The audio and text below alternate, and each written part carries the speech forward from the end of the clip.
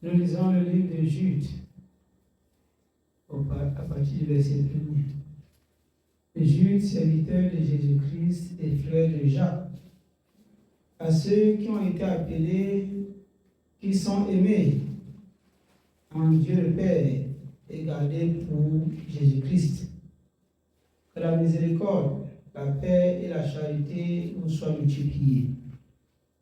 Bien-aimés, comme je désirais vivement vous écrire au sujet de notre salut commun, je me suis senti obligé de le faire afin de vous exhorter à combattre pour la foi qui a été transmise au sein une fois pour toutes.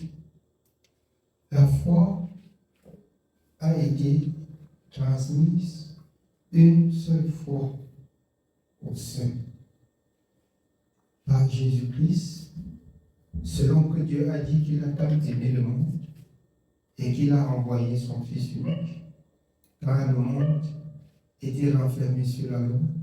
Le monde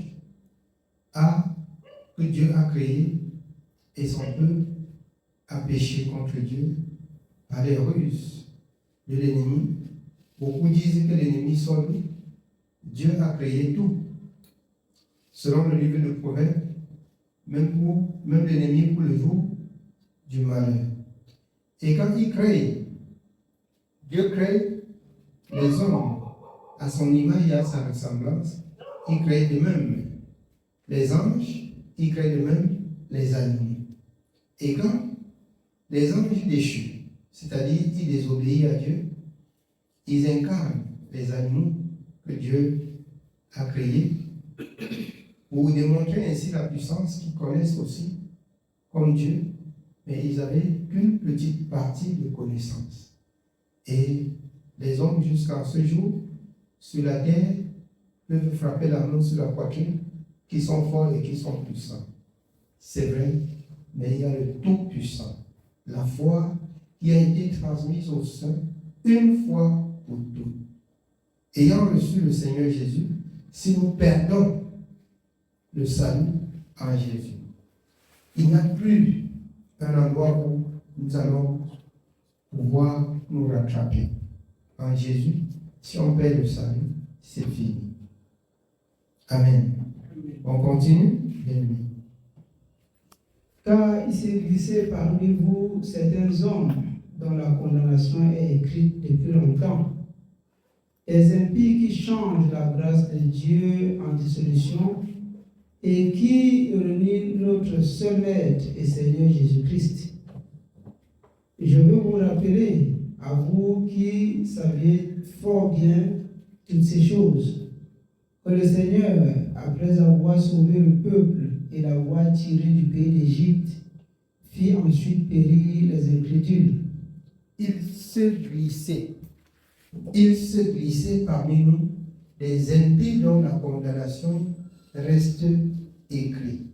Ce sont des gens qui changent la vérité en mensonge, qui apprennent à connaître Dieu sans le connaître, qui connaissent Dieu et ils ne mettent pas en pratique la parole de Dieu. Il s'est glissé. Et quand vous rentrez dans le livre de 1 Jean, vous allez comprendre, mes bien-aimés, l'antéchrist, que le Seigneur dit, ils sont partis du milieu de vous. S'ils eussent été des vôtres, ils ne seraient pas quittés. Quand quelqu'un a quitté la saine doctrine, c'est un danger pour vous de le suivre. Il s'est glissé par nous. Quand quelqu'un, afin que nous comprenions et que nous apprenions, quand quelqu'un a quitté la saine doctrine, il reste pour nous un danger. Il constitue pour nous un danger pour la foi. Amen. Amen. Oui, bien. Fit ensuite périr les incrédules qu'il a réservés pour le jugement du grand jour. Dieu, après avoir sauvé le peuple, par la suite, quand ils ont traversé la mer Rouge, dans le désert, chemin faisant, Dieu tamisait. Dieu faisait périr ceux qui étaient rebelles du rang du peuple. dont il a réservé pour le jugement du dernier jour. Donc vous voyez comment la rébellion peut conduire jusqu'à la mort. Et après quoi vient le jugement. Je voudrais que nous donnons notre attention dans ce que nous écoutons ou encore dans ce que nous lisons. On peut lire sans comprendre. On peut entendre sans comprendre. Je nous exhorte, nous qui avons reçu le Saint-Esprit. Ce n'est pas quelque chose de se vanter avec qu'on a le Saint-Esprit ou bien d'ornements comme des perles, comme des belles habits qu'on porte. Non. Si le Saint-Esprit, tu l'as reçu en toi, il ne te conduit pas dans la parole. Il ne t'enseigne pas la parole.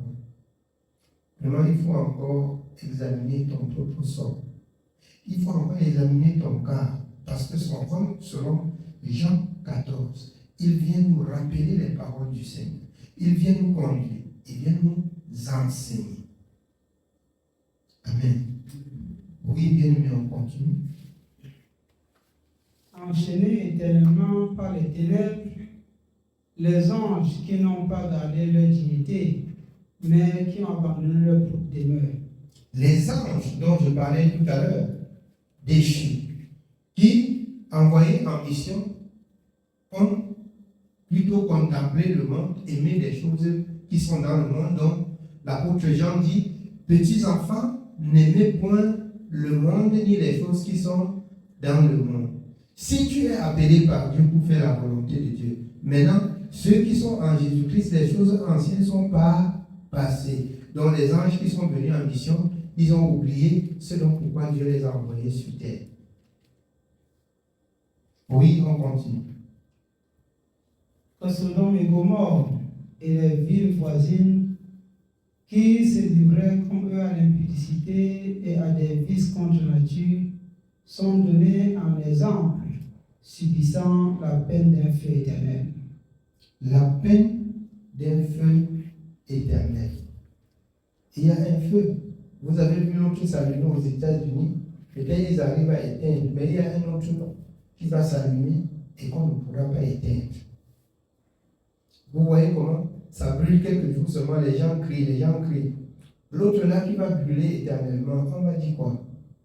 Si tu aimes Dieu, fais ce que Dieu te dit. Amen. Oui. On continue. Malgré cela, ces hommes, aussi entraînés par leur rêverie, souillent pareillement leur chair, méprisent l'autorité et injurient les gloires. Or, l'archange Michel, lorsqu'il contestait avec le diable et lui disputait le corps de Moïse, n'osa pas porter contre lui un jugement injurieux, mais il dit que le Seigneur te reprime. Eux, au contraire, ils parlent d'une manière injurieuse de ce qu'ils ignorent, et ils se corrompent dans ce qu'ils savent naturellement comme des brutes. Alors, vous comprenez pourquoi je rappelle souvent ce que l'apôtre Paul dit, qu'il parle d'une manière injurieuse. Alors, la mauvaise parole, qu'il ne sorte de votre bouche aucune mauvaise parole. Et au milieu des enfants de Dieu, on comprend des paroles aiguës, ça et là, des disputes et des tiraillements, des querelles. Ils parlent d'une manière injurieuse, ce qui n'est pas digne. Alors, si tu ne peux pas parler en vue de la paix, tais-toi. C'est simple. Amen. Oui, on continue. Continuons au verset 11.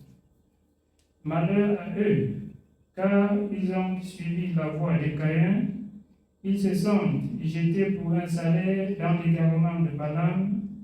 Ils se sentent perdus par la révolte de Corée. Ce sont des écueils dans vos agapes, faisant impudemment bonne chair, se repaissant eux-mêmes.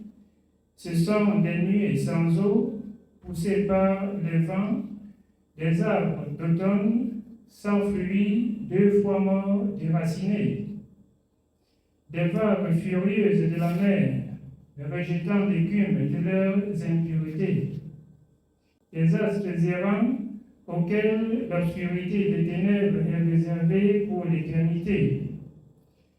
C'est aussi pour eux qu'Enoch, le 7e depuis Adam, a prophétisé en ces termes. Voici, le Seigneur est venu avec ses saintes myriades pour exercer un jugement contre tous et pour faire rendre compte à tous les impies parmi eux de tous les actes d'impiété qu'ils ont commis et de toutes les paroles injurieuses qu'ont proférées contre lui des pécheurs impies. Alors, nous voyons le prix de la mauvaise parole ne tarde pas à venir. Comme vous avez pu constater ce dernier temps dans les États-Unis, Dieu, il doit juger. Et il juge, et il a déjà jugé contre toute mauvaise parole qu'on profère. On parle, on insulte, on injure, on méprise le Créateur. Il est Dieu et il ne restera pas silencieux. Amen. Oui. Nous sommes au verset 16. Ce sont des gens qui murmurent, qui se plaignent de leur sort, qui marchent selon leur convoitise. Ce sont des gens qui murmurent. Ils se plaignent de leur sort. Ils murmurent et ils se plaignent de leur sort pendant que le Seigneur dit « Contentez-vous de ce que vous avez ». Je vais vous dire quelque chose de très pertinent. Si quelqu'un vit, regarde et se contente dans ce qu'il a, c'est là où il est élevé. Mais si la convoitise amorce un peu ton esprit, c'est parti. La souffrance commence. Tu vas commencer à souffrir. Même si tu fais comment? Parce que l'humilité qui précède la gloire, quand tu es humble et tu vis dans le contentement, c'est là où Dieu trouve que tu peux faire sa volonté. Il peut disposer même autant parce que c'est pour faire sa volonté. C'est pour faire sa volonté.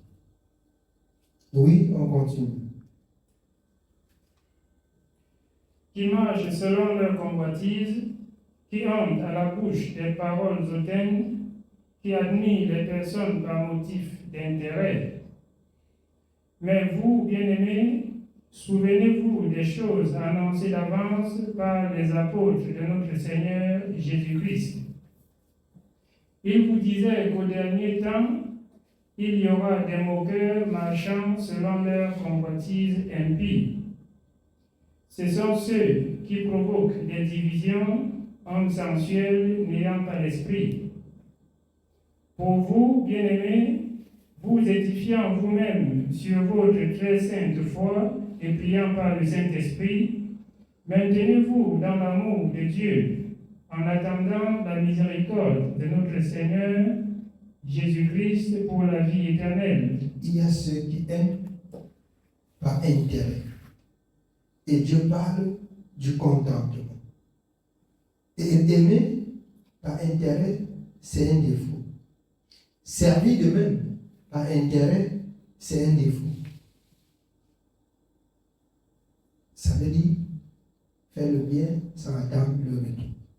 C'est comme l'offrande que le Seigneur dit que ta main gauche ne sait pas ce que tu mets dans le trou.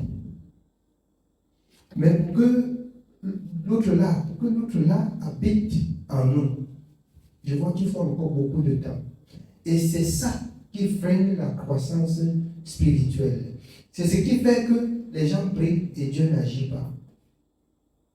Parce que on n'est pas encore ferme dans ce qu'on fait, dans ce qu'on dit, dans ce qu'on entend.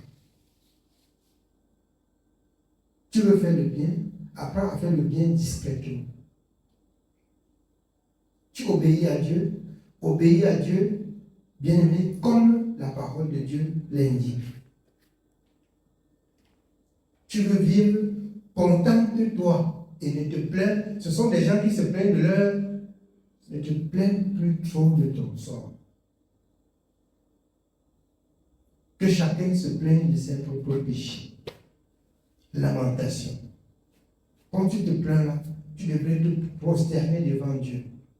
Fais sa volonté et il accomplit aussi ses bonnes paroles. Amen. Oui, bien. Nous continuons au verset 22. Reprenez les uns ceux qui contestent, sauvez-en d'autres en les arrachant du feu, et pour d'autres encore, ayez une pitié mêlée de crainte, haïssant jusqu'à la tunique souillée par la chair. Or, à celui qui peut vous préserver de toute chute et vous faire paraître devant sa gloire irrépréhensible et dans l'allégresse, à Dieu seul, notre Sauveur, par Jésus-Christ, notre Seigneur, soit gloire, majesté, force et puissance, dès avant tous les temps, et maintenant, et dans tous les siècles. Amen. Amen. Que le Seigneur nous bénisse. C'est le message de ce soir. Amen. Amen.